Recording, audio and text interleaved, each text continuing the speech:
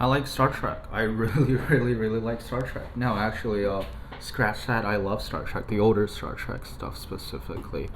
You might have noticed I did record a some 40-minute video talking about sci-fi, but that the audio never recorded, which you're very lucky. Probably you're gonna hear me drone out for like 40 minutes before I actually get to the main topic. But this is the second model I ever reviewed on my channel, so yeah, I love Star Trek.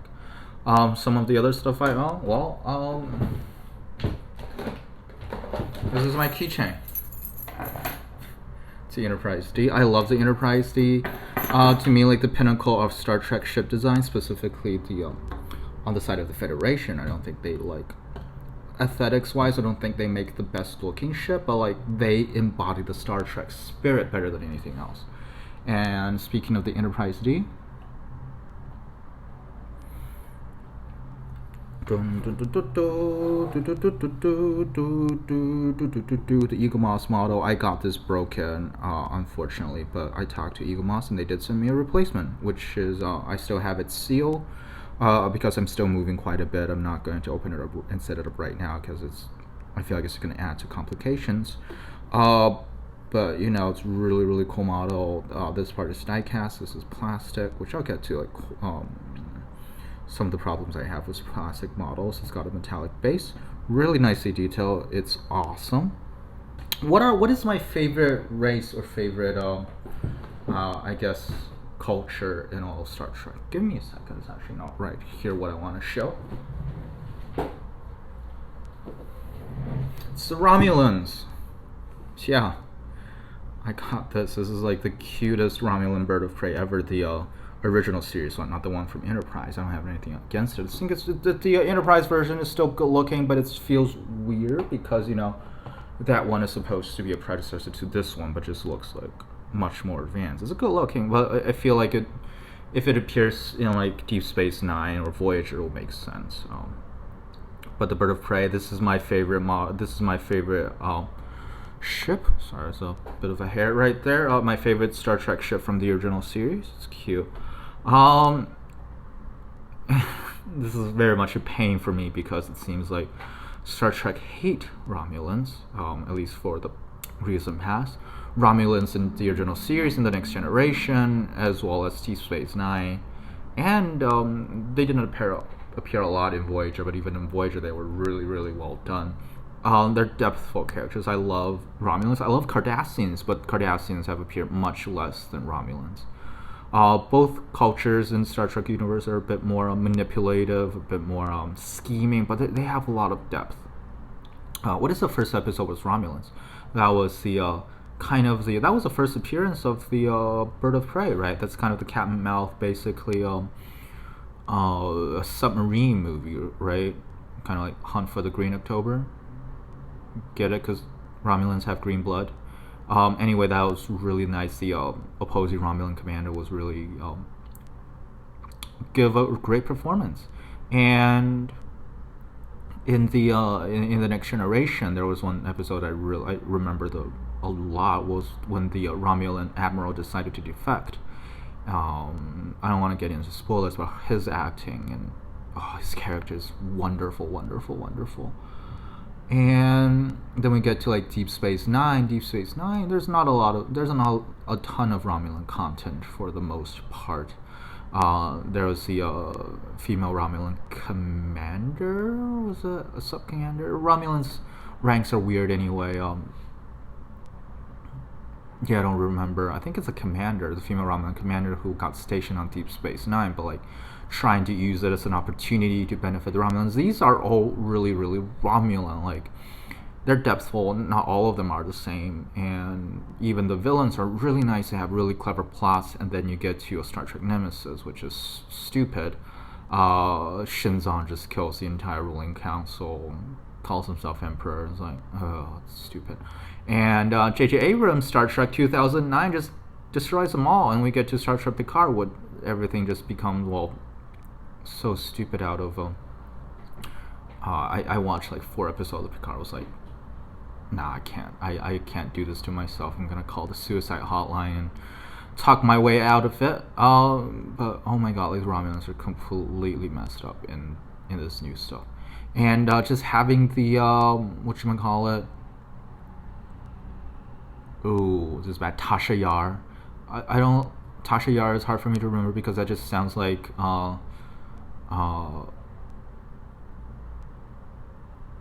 Wait, Tasha Yar is the character. Tao Shi Yar is the organization. That's why I don't. Tao Shi Yar is hard for me to remember because it sounds exactly like Tasha Yar, who nobody remembers, and we don't talk about her. Anyway, yeah, it's just a shame because Romulans are really great. I love Cardassians as well. Gul Dukat is a really complex figure. He's awful, but he's complex, and I love the arc for Damar, Glenn Damar, all the way to Late Gate Damar, which is also really interesting because I see a lot of similarities between Cardassians and Romulans, and there's a lot of Roman nomenclature in Romulan culture, as you would expect, because they're called Romulans. But there's also a lot of Roman nomenclature for the Cardassians as well. Was Legate is kind of like a military commander in Roman history. Roman history is not my strong suit. I took a semester of Roman Republic, but it's not really my thing. So, because I love the Romulans so much, I bought myself from Johnny Lightning a Klingon bird of prey. No, a Klingon. Oh, for fuck's sake! It's a Klingon Battlecruiser, right? It's the D7 cruiser.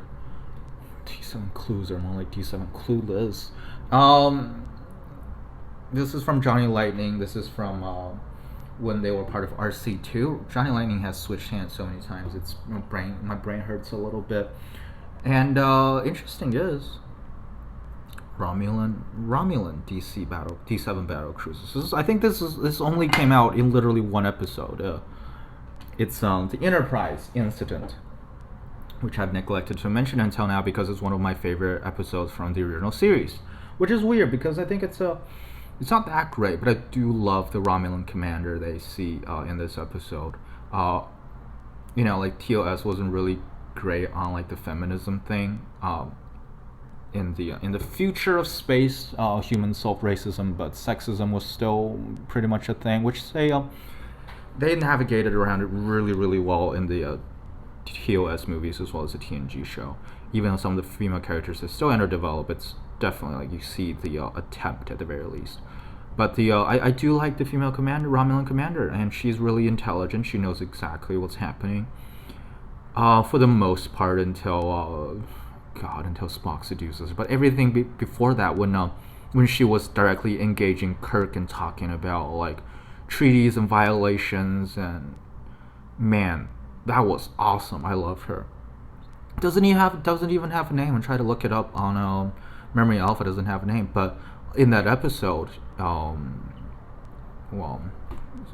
you're gonna get some spoilers from Star Trek. You probably got a bit already. If you care, if you don't care, if you've seen it or you don't care about Star Trek at all, that's fine. But Kirk was going into the Romulan neutral zone, and they got captured. And I think Spock or someone had to throw away lines like, "Oh, the Romulans are using Klingon designs now," because the commander's fleet had 3 ships in total. 2 of them are Romulan birds of prey, but Romulan birds of prey are tiny, and they wanted a bit more variety, right? I think so. They just chose the Klingon D7 cruiser, and the canonical diplomatic history between the Romulans and the Klingons are a bit messy anyway, like allies, and they hate each other and whatever. It's hard to tell, which is why you do see the bird of prey on the underside, the Romulan bird of prey. Yeah, it's really cool. I love the deco, and this is just something I definitely want from the episode. Johnny Lightning usually makes die-cast cards, right? But this is not. I mean, it is die-cast technically because the stand is die-cast, but the whole thing is pretty much plastic. I got this for a fairly good price, but the caveat is it's a bit broken. As you can see, this part I have to re-glue. It's not technically broken. I mean, just the glue wore off, which is the kind of problem you get with plastic models. Very similar thing happened here, though I think mine more clearly broke instead of a glue strength problem. But you can see I mean, this is exactly a D7 cruiser, right? And it has a lot of things from the Star Trek original series. It's not super detailed. It's not a lot of details. It's a model, right? And you do see a little bit more of the Romulan design. I wish they have like the classic Romulan emblem, kind of like the triangular shape. I do like that. I think I like it more than the more TNG Romulan emblem, which seems more complex, but it doesn't have like the kind of nice simplicity. This is a bridge, a very long neck. Do you see the proton torpedo launchers? Very nice. This thing is also really dirty. I tried to clean it up a bit, but it doesn't really work, unfortunately. So this is the kind of thing you have to worry about a little when you're getting old stuff, right? Doesn't come off exactly right, which is a shame, but I'm glad to have it in my collection anyway.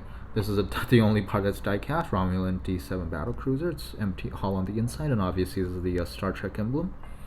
I love the D7 design anyway.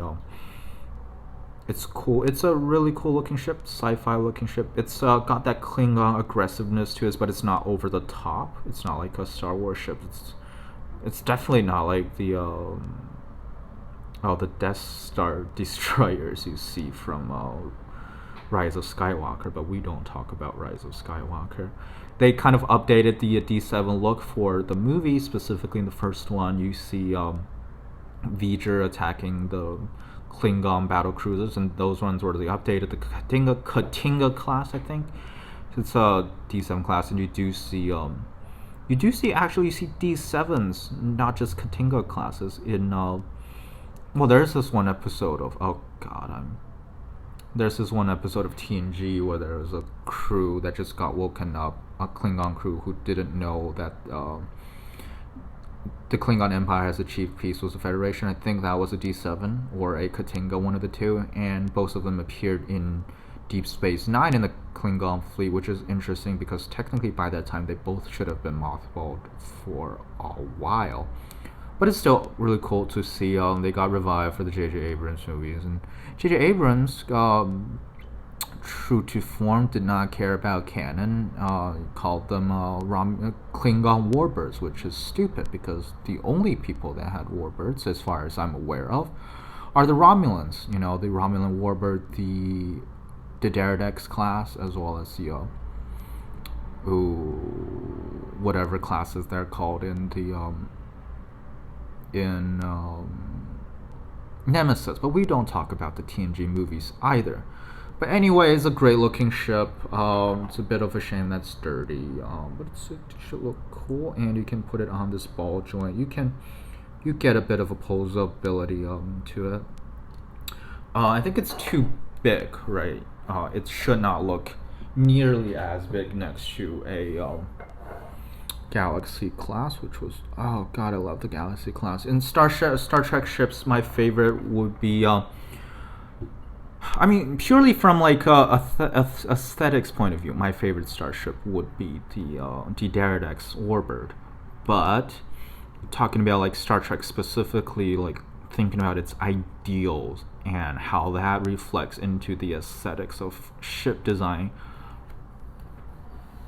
Galaxy class 100%. But what I was saying is, I think this should be a bit small. Obviously, they're not to scale, but I think this is roughly the size of the old Constitution class, right? And Constitution class is much smaller than the Galaxy class. So yeah, Galaxy class is definitely gonna be my favorite. I also love the Intrepid class, which is the USS Voyager.